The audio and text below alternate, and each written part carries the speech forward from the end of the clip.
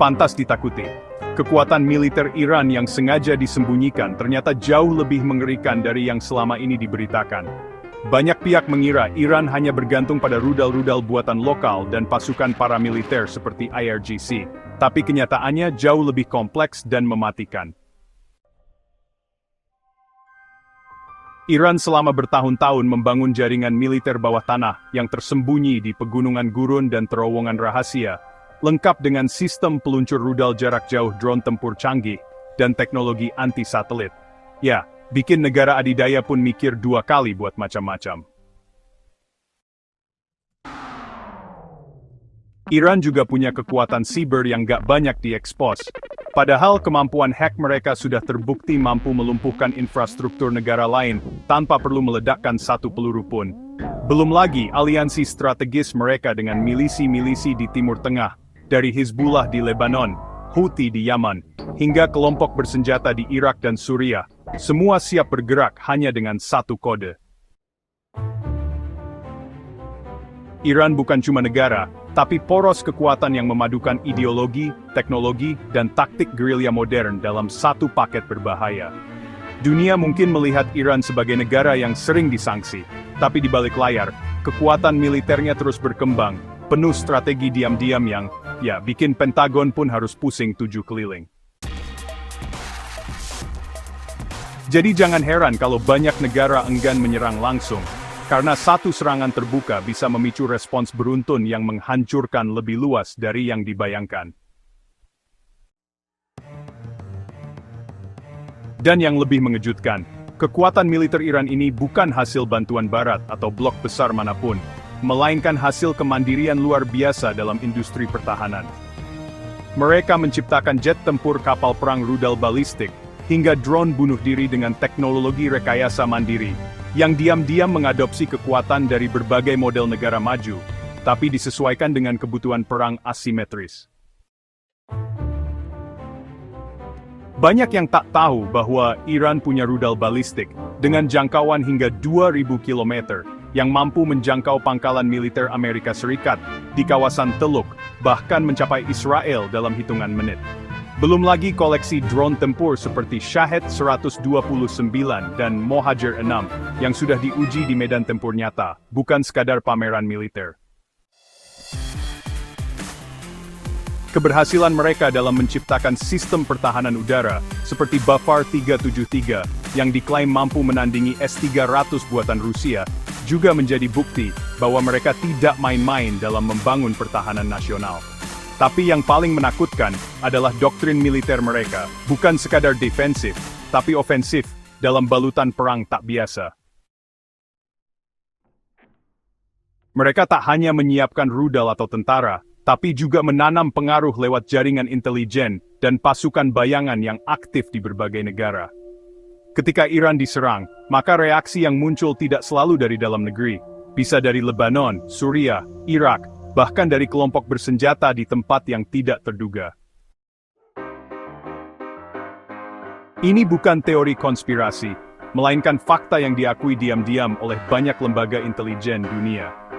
Iran tahu bahwa mereka tidak bisa menang perang konvensional melawan NATO atau Amerika Serikat, tapi mereka membangun kekuatan yang membuat siapapun ragu untuk menekan terlalu jauh. Serangan kecil ke Iran bisa berujung pada perang regional yang melibatkan jaringan milisi yang loyal sampai mati. Strategi ini disebut strategi resistensi, sebuah bentuk perang bayangan yang kompleks, di mana kekuatan Iran bukan hanya pada senjata, tapi pada sistem pendukung, loyalitas ideologi, dan kemampuan menyusup ke titik-titik rapuh lawan.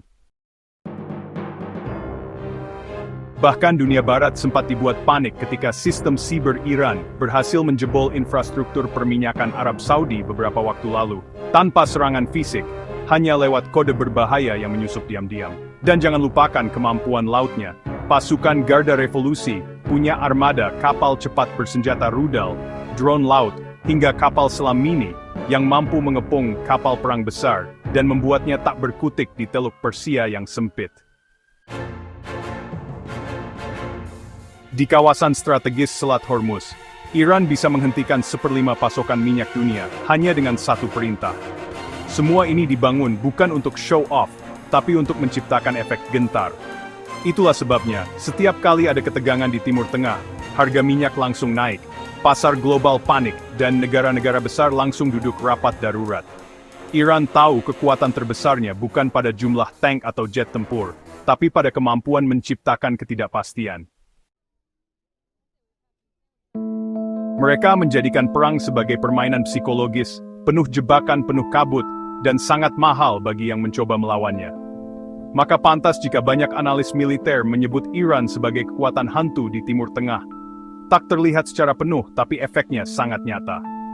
Saat dunia fokus pada kekuatan besar seperti AS Rusia atau Cina, Iran justru bergerak diam-diam membangun kekuatan dari balik bayangan, dan menunggu momen yang tepat untuk menunjukkan taringnya.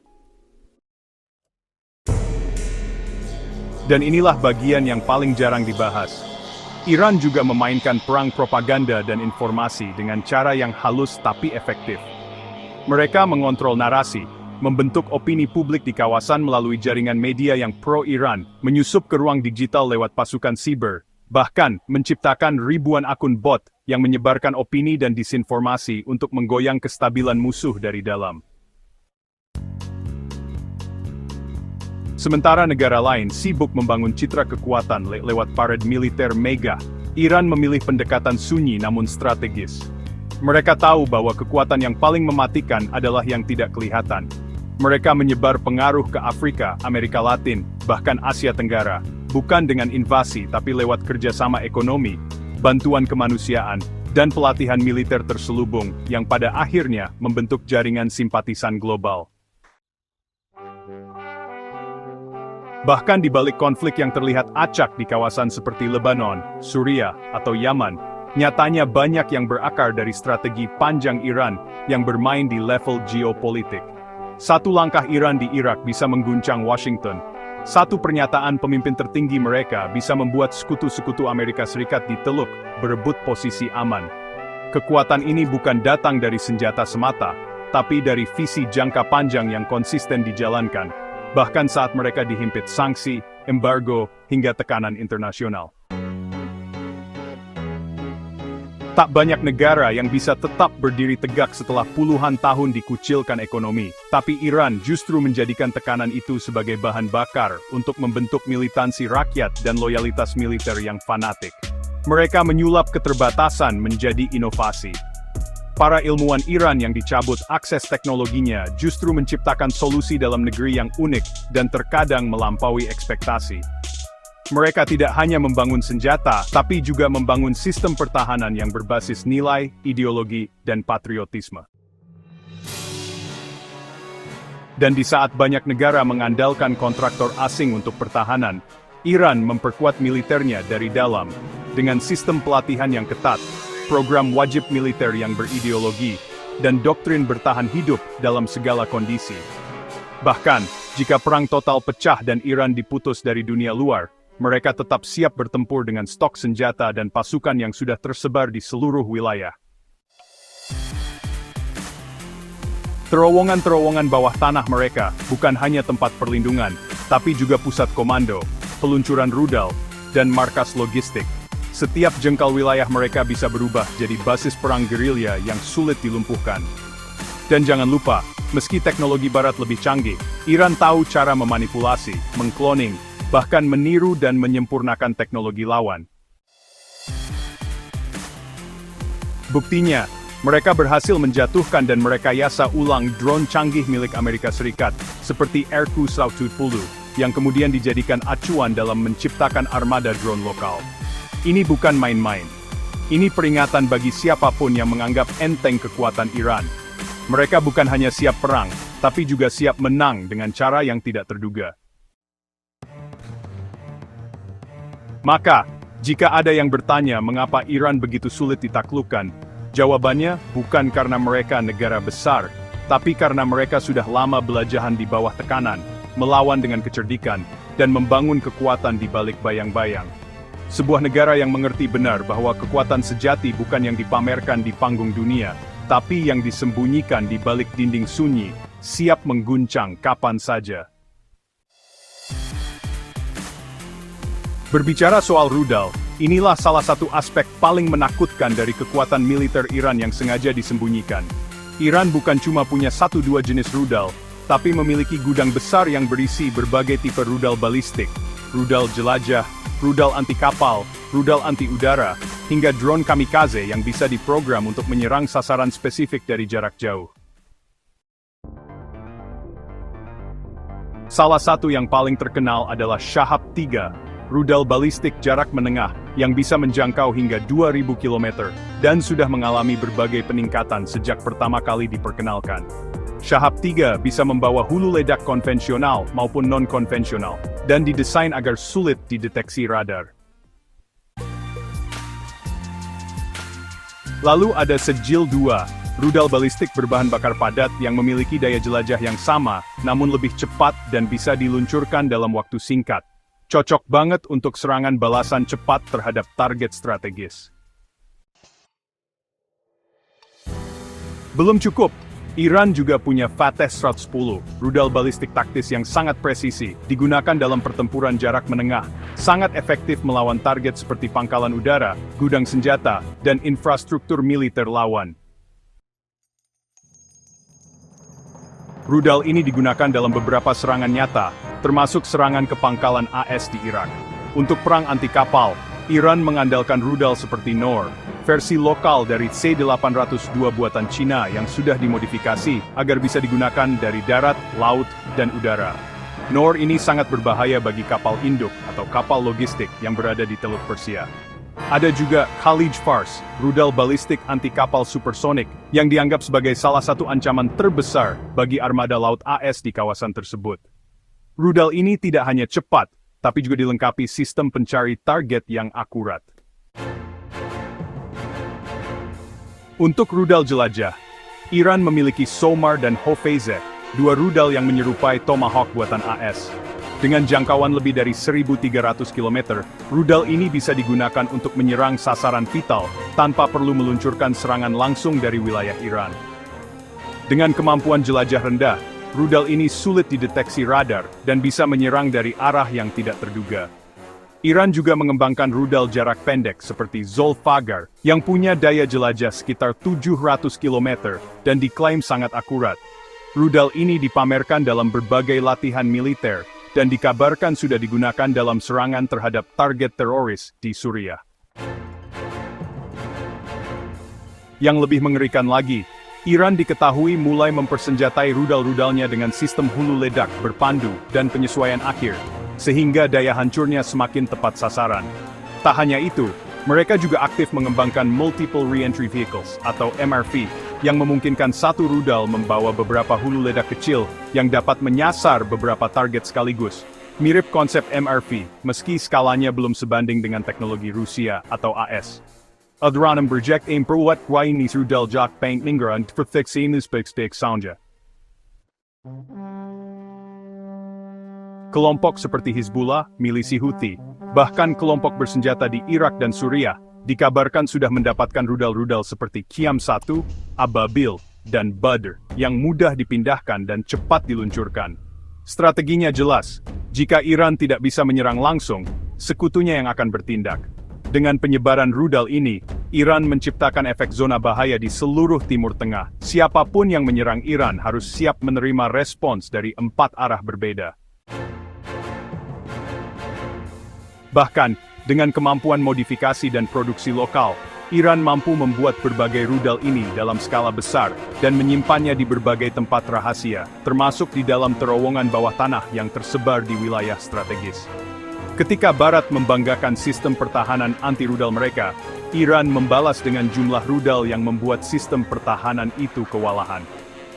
Dalam simulasi perang, banyak analis militer menyimpulkan bahwa hujan rudal dari Iran bisa melumpuhkan pangkalan militer, kapal perang, hingga pusat ekonomi lawan hanya dalam hitungan jam. Ini bukan sekadar ancaman, tapi kemampuan nyata yang telah diuji dalam berbagai konflik regional. Iran paham, di era perang modern, kecepatan dan kejutan lebih menentukan daripada jumlah pasukan. Dan rudal adalah senjata pilihan mereka. Senjata yang tak hanya menghancurkan fisik, tapi juga menanamkan rasa takut sebelum peluncuran pun terjadi. Dan ancaman Iran tidak berhenti hanya di daratan atau pangkalan militer. Karena di laut dan udara, Mereka juga telah menciptakan skenario pertempuran modern yang tak kalah menegangkan. Rudal-rudal anti kapal seperti Hormuz 1 dan Hormuz 2 dirancang khusus untuk menghantam kapal induk dan sistem radar musuh dari jarak jauh dengan presisi tinggi. Rudal ini dikembangkan dari pengalaman langsung menghadapi armada barat di Teluk Persia. Iran paham betul bahwa kekuatan laut musuh, terutama terletak pada mobilitas kapal induk dan sistem logistiknya. Dan dengan rudal-rudal ini, mereka mencoba meniadakan keunggulan tersebut dengan sekali pukul. Sementara itu, sistem rudal seperti Rat Talash dan Sayad 3 menjadi tulang punggung pertahanan udara jarak menengah dan tinggi. Iran bahkan mengembangkan sistem Bavar 373, yang digadang-gadang sebagai tandingan sistem S-300 buatan Rusia, dan diklaim mampu melacak dan menembak pesawat siluman dan rudal jelajah dengan akurasi tinggi. Dengan sistem radar multilapis dan rudal anti-udara berkecepatan tinggi, Iran menciptakan payung pertahanan yang menjadikan wilayah udaranya sangat berbahaya untuk dilewati, bahkan untuk jet tempur generasi kelima sekalipun. Semua ini diperkuat oleh sistem komando militer berbasis elektronik yang memungkinkan koordinasi serangan dan pertahanan dalam waktu nyata.